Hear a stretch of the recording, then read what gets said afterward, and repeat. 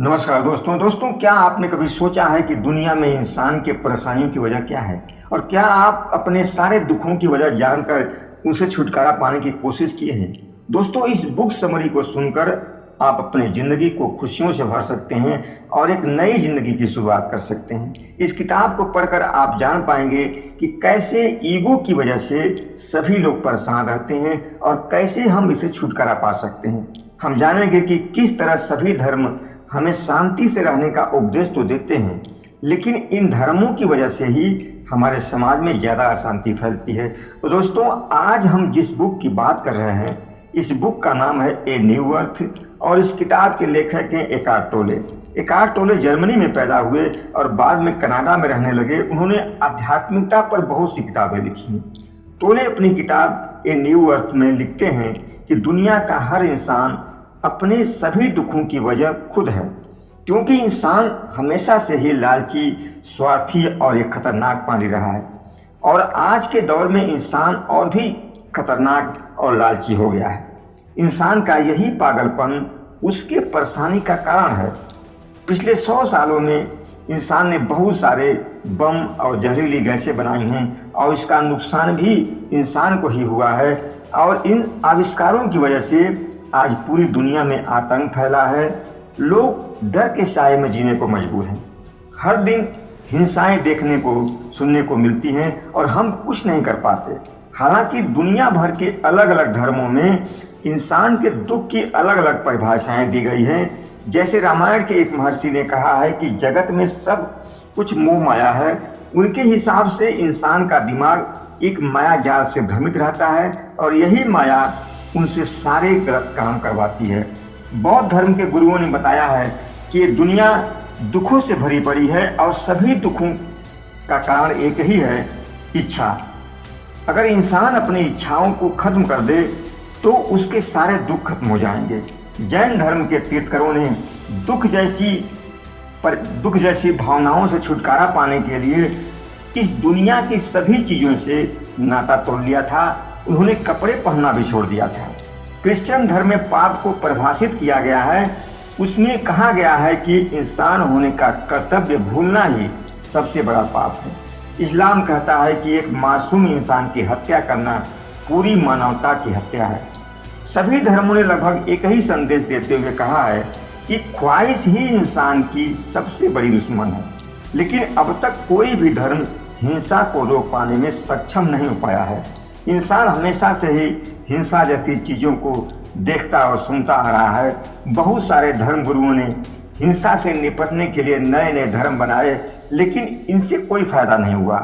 जब ये धर्म बनते थे तो ये धर्म नहीं हुआ करते थे, ये हिंसा और जातिवाद से निपटने के मूवमेंट हुआ करते थे।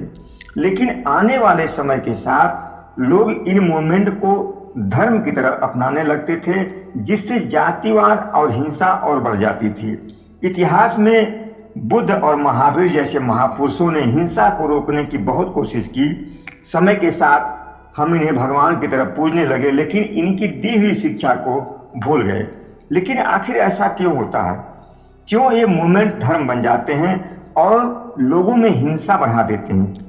ऑथर कहते हैं कि जब इन मूवमेंट की बागडोर दूसरों के हाथों में आती थी तो वे इन मूवमेंट में कुछ ऐसी बातें लागू कर देते थे जिनका मूवमेंट से कोई लेना देना नहीं होता था। और समय के साथ ये मूवमेंट अपना अर्थ खोने लगे।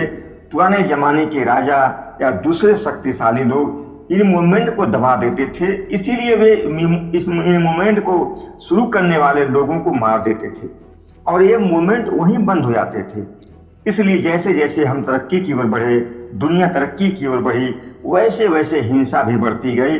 जिन धर्मों ने हमें भाईचारे से रहने का उपदेश दिया, आज उन्हीं के नाम पर दंगे हो रहे हैं और धर्म हिंसा से निपटने में असफल है। तो आखिर हिंसा से छुटकारा पाने का उपाय क्या है? ऑथर कहते हैं कि हिंसा रोकने से पहले हमें हिंसा की वजह को जानना होगा। यानी कि हिंसा कैसे रोकें, आपको इस सवाल पूछने से पहले ये जानना जरूरी है कि हिंसा क्यों होती है। हिंसा की असली वजह है ईगो। इंसान का ईगो ही उसे कभी शांति से बैठने नहीं देता। ईगो को पास्ट में और फ्यूचर में रहना पसंद है। पुरानी यादें और भविष्य की चिंताओं को लेकर चलते रहने से परेशानियां बढ़ती हैं, अगर आप अपने जीवन में परेशान हैं तो इसकी वजह है आपका ईगो। और अगर आपको अपनी परेशानी से छुटकारा पाना है तो आपको अपने ईगो से छुटकारा पाना होगा। अपने ईगो से छुटकारा पाना आसान नहीं है, लेकिन अपने ईगो को छोड़कर ही हम अपनी सारी परेशानियों को खत्म कर सकते हैं। ईगो की वजह से हमारे सोचने समझने की क्षमता भी कम हो जाती है। जीवन के सारे दर्द और सभी परेशानियों को ढोते रहना ही ईगो का काम है। ईगो में आपका दर्द और बढ़ जाता है। जैसे अगर आपका किसी से झगड़ा हुआ तो आप उस बात को कई दिन तक याद करते रहते हैं, अपने ख्यालों में उस इंसान को बार बार मारते हैं। इसलिए हमें कभी भी पुरानी और बेकार की बातों को याद नहीं करना चाहिए। अगर आपके साथ कुछ अच्छा नहीं हुआ है तो आप उस बात को वहीं छोड़कर आगे बढ़ जाइए। बुरी यादों को अपने पास बिल्कुल मत रखिए। आपको सिर्फ अपनी जिंदगी का असली मकसद जानने की जरूरत है। आपकी जिंदगी का असली मकसद क्या है? क्या आप दुनिया के सबसे अमीर आदमी बनना चाहते हैं? यदि आप चाहते हैं कि आपसे अमीर कोई दूसरा ना हो तो आप हमेशा परेशान रहेंगे और दूसरों से कंपटीशन करते रहेंगे। क्या आप समाज के लिए कुछ अच्छा करना चाहते हैं? इसका मतलब है कि आप समाज में अपनी पहचान बनाकर दूसरों से अच्छा दिखना चाहते हैं। क्या आप एक खुशहाल परिवार चाहते हैं? तो जरूरी नहीं कि आपका परिवार आपके हिसाब से चले, आपकी बात माने। घर में झगड़े होते रहते हैं और आपकी परेशानियों का कारण बनते हैं। इन सब बातों से एक बात बिल्कुल स्पष्ट है कि अगर आप कुछ भी हासिल करना चाहते हैं और वो आपको न मिले तो तकलीफ जरूर होगी, और उसे पाने के लिए आप हमेशा मेहनत करेंगे, हमेशा परेशान रहेंगे। इसलिए आपको बाहरी जरूरतों को छोड़कर अंदर की जरूरतों के बारे में सोचना चाहिए। दुनिया में सभी लोगों की बाहरी जरूरतें भले ही अलग अलग हों, लेकिन अंदर की जरूरतें एक जैसी हैं।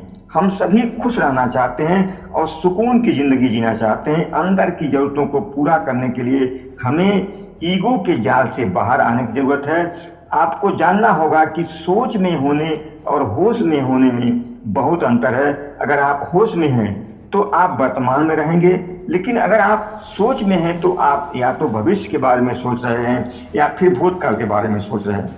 हर कोई चाहता है कि वो रोज की परेशानियों से मुक्त हो जाए। इसके लिए आपको वर्तमान में रहना सीखना होगा। वर्तमान में रहने का मतलब है आपके पास जो कुछ भी है उसे स्वीकार कीजिए। हमेशा किसी चीज की शिकायत करते रहने से आप अभाव महसूस करते हुए परेशान रहेंगे और वर्तमान में नहीं जी पाएंगे।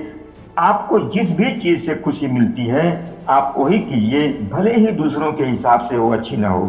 खुद को हर माहौल का आनंद लेने के लायक बनाइए, जिससे आप हमेशा खुश रह सकें। जीवन में चिंताओं का होना आम बात है, लेकिन आप हमेशा खुद को होश में रखते हुए वर्तमान में रहकर अपने सभी दुखों और सभी चिंताओं से छुटकारा पा सकते हैं। धन्यवाद।